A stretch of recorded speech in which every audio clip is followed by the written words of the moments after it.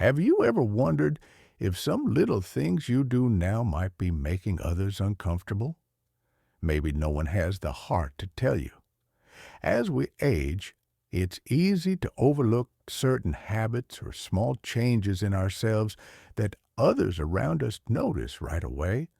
But the truth is, these things can stand out more than we realize, sometimes leaving a stronger impression than we intend.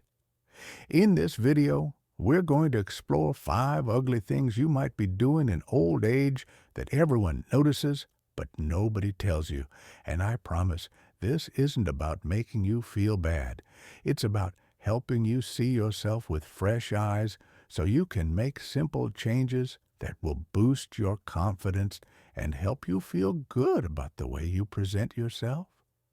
Stay tuned until the end, because these insights might just change the way you see yourself forever, and could even help you strengthen your relationships with the people you care about most. Let's get started. Number 1, ignoring personal grooming. One of the clearest things that people around you notice as you age, though they may never say a word, is when you start letting your personal grooming slip. This can show up in small ways at first, like forgetting to trim your nails or letting your hair grow a little too wild between cuts. You might miss a spot shaving or leave a bit of food on your face without realizing it. And sometimes, when the body changes with age, it gets harder to notice when you need a touch-up or freshening up. What happens, though, is that these little details begin to add up in the eyes of others. Folks may start to quietly wonder if you are still taking pride in yourself, even though deep down you might still care just as much as you always have. They see the signs. Maybe it's an unbuttoned collar that stays that way all day, or shoes that have seen better days. And they wonder if you're okay, though they stay polite and don't bring it up. The reason grooming matters so much is that it sends a silent message about how you feel inside. When you take a few extra moments each day to clean up and present yourself, it shows that you respect yourself and those around you. And let me tell you, that kind of self-respect never goes unnoticed. People, whether family, friends, or even strangers, feel more at ease and positive around someone who looks like they care about the little things. For example, I once knew a man named Frank who was in his early 70s. Frank had always been sharp as a tack when it came to his appearance. But after a health scare, he started neglecting small parts of his routine. His neighbors noticed, but didn't want to seem rude by mentioning it. When Frank finally realized and took time to tidy up again, he said it felt like folks treated him with more warmth and attention, just because he had taken care of those details that speak louder than we often realize. It's not about vanity or trying to look younger. It's about showing the world and yourself that you still take pride in who you are. Number 2, complaining too often. Something that quietly stands out to others, though few will ever tell you, is when complaints begin to slip into your daily conversations a little too often. It can start so small you barely notice it. Maybe it's a comment here or there about how the mail was late, or how the clerk at the store wasn't as friendly as you'd like. Maybe it's frustration over the aches and pains that, let's be honest, many of us start feeling as we grow older. Before you know it, those small remarks can turn into a pattern, one that people pick up on even if they never point it out. And here's the tricky part. They might not even realize how much it's affecting the way they feel around you, but deep down, they start to associate your presence with negativity. And that's not what any of us wants. You see, people tend to draw closer to those who lift them up, who help them feel good about themselves and the world. It's not that we should pretend everything's perfect all the time, but there's a big difference between sharing honestly about life's challenges and getting caught in a loop of constant grumbling.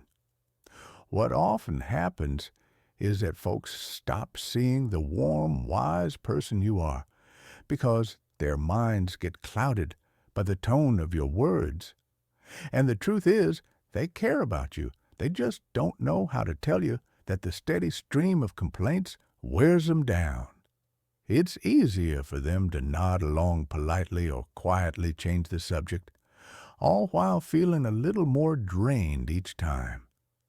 Think about a man like Harold, an 80-year-old I once knew. Harold had a heart of gold and was sharp as a whip. But after his wife passed, he started to see the world through a gloomier lens.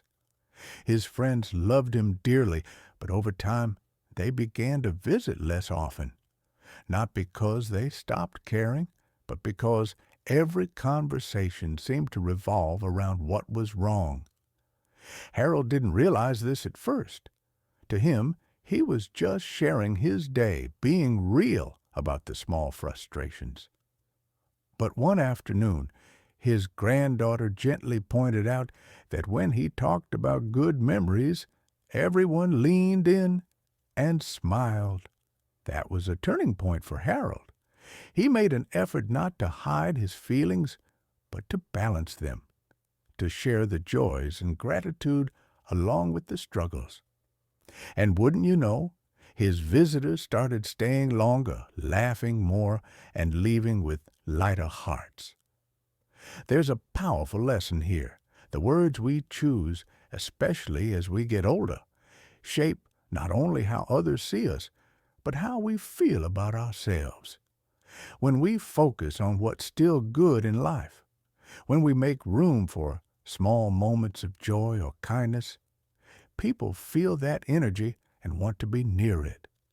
It's not about ignoring pain or pretending things are perfect. It's about choosing what we shine a light on. So the next time you feel tempted to share another complaint, pause and ask yourself, is this the story I want to tell today? Could I balance it with something hopeful, something kind? That simple choice can make all the difference in how connected you feel to those around you. If you're still watching this video and finding these insights valuable, please comment number 2 below to let me know you're here. And if you haven't subscribed yet, I recommend you subscribe and turn on the bell so you don't miss any videos. Your support helps us continue creating good content to inform and inspire you. Now let's move forward.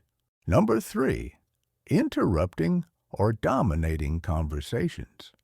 One of the more unnoticed but deeply felt thing that can happen as we age is that we sometimes find ourselves interrupting others or steering conversations toward our own stories a bit more often than we realize.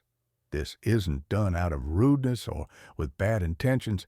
In fact, more often than not, it comes from a good place, a desire to connect, to share hard-earned wisdom, or to relate to what someone else is saying. But here's what happens. While we're eager to contribute, those around us, especially younger folks, can start to feel overshadowed. They might begin to hold back their thoughts or stop opening up altogether, simply because they feel there's no space left for their voice in the conversation. And sadly, they rarely tell us this outright. They just smile, nod, and let us talk, all while quietly pulling away over time.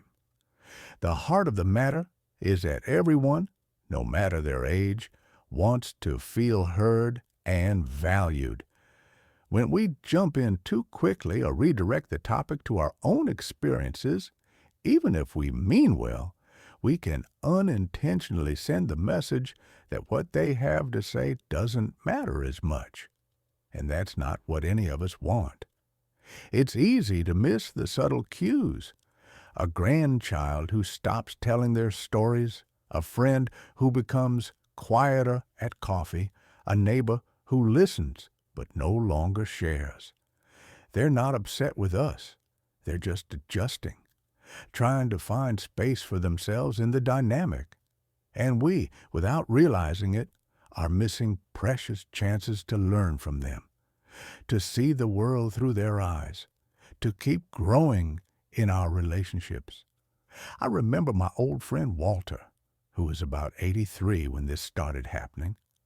Walter was one of the smartest men I knew, full of fascinating stories from his time as a teacher and community leader. But somewhere along the way, his stories began to take over every visit. His children stopped calling as often, not because they didn't love him, but because they felt like they couldn't get a word in. When Walter finally noticed, it stung, but it also opened his eyes. He began practicing the art of listening first, asking questions, letting others share before he spoke. And the result? His family started seeking him out more, eager to hear his thoughts because they knew he would also take time to truly hear theirs. This is a reminder that conversations are a two-way street. No matter how much experience we bring to the table, the gift we give by listening is one of the most powerful ways to show respect and love. It tells people, I see you. I value you. I'm here to learn from you too. And when we do speak, our words carry even more weight because they come from a place of balance and care. So the next time you're in a conversation, pause for a heartbeat before you jump in. Let the other person finish their thought. You might be surprised at how much deeper your connections become. Number 4, dressing in worn out or mismatched clothes. Another thing that folks around you notice, though they'll almost never bring it up, is when your clothing choices start to look a little too worn out, mismatched, or neglected. Now, this isn't about keeping up with the latest styles or trying to look like someone half your age. Far from it. This is about those small details that quietly send a message to others about how much pride and care you're putting into how you present yourself to the world. Over time, it's easy for things like faded shirts, pants with frayed hems, or shoes that have seen better days to slip into our daily rotation. We get comfortable with our old favorites, and sometimes we stop noticing how tired they might appear to others. And while people may smile and greet you warmly, they do see it. They may wonder if you're feeling down, if you're struggling in some way, or if you've simply stopped caring about those outward signs of self-respect. The truth is, clothing tells a story long before you open your mouth to speak. When you put on a clean, well-fitting outfit, even if it's simple or modest, it shows that you value yourself, that you're ready to meet the day with dignity. People feel that. They respond to it, often without even realizing why. And here's the thing, it doesn't take a fancy wardrobe or expensive clothes to achieve that. It takes a little attention, a little effort to choose clothes that are in good condition, that fit well, and that reflect the pride you have in yourself. I once knew a man named Leonard, about 75, who lived alone after his wife passed. Leonard had always dressed sharp when his wife was around, but in time, he started grabbing whatever was at hand. Pants that didn't quite match his shirt, scuffed shoes, jackets with missing buttons. His daughter finally sat him down one day, gently pointing out that when he dressed as he used to, he seemed happier, and people seemed to light up more around him. Leonard took it to heart. He didn't go out and buy all new clothes. He simply cleaned and mended what he had, chose his outfits with a little more care. And you know what? He said he felt like a new man. People treated him differently, and he carried himself with more energy and joy. This isn't about impressing others for the sake of appearances. It's about honoring yourself, showing the world that you still care, that you're still engaged with life. And when you do that, people notice. They feel it. They're drawn to it. So the next time you reach into your closet, take a moment to look at what you're choosing. Ask yourself, does this reflect the pride I feel inside? That small step can make a big difference in how others see you and how you feel about yourself. If you're still watching this video and finding these insights valuable, please comment number 4 below to let me know you're here. And if you haven't subscribed yet, I recommend you subscribe and turn on the bell so you don't miss any videos. Your support helps us continue creating good content to inform and inspire you. Now, let's move forward. Number 5. Showing impatience in public. One of the most quietly noticed, yet rarely mentioned behaviors that can start to appear more often with age is a tendency to show impatience in public settings. You might not even realize you're doing it. It could be a deep sigh when the line at the store moves slowly, a sharp word when the cashier fumbles with change, or a grumble when the doctor keeps you waiting longer than you expected. These moments of frustration may feel small and justified. After all, everyone gets impatient sometimes. But what people remember is not the delay or the mix-up itself. What stays with them is how we handle those moments. And here's the part that's hard to hear. When we show impatience, especially as older adults, it often makes others feel tense or uncomfortable. Even if they understand where we're coming from, they may not say anything, but they do take notice. The reason this matters so much is that how we carry ourselves in those small, everyday moments shapes how others see us and how they feel in our presence. When we stay calm, kind, and patient, even in the face of little annoyances, we're offering a gift to the people around us. We're showing them that wisdom and grace don't fade with age. In fact, they can shine brighter. On the other hand, when impatience shows through too often, folks may quietly distance themselves. They might decide not to invite you on errands, or they might feel hesitant about outings, all because they worry about how you might react if something goes wrong.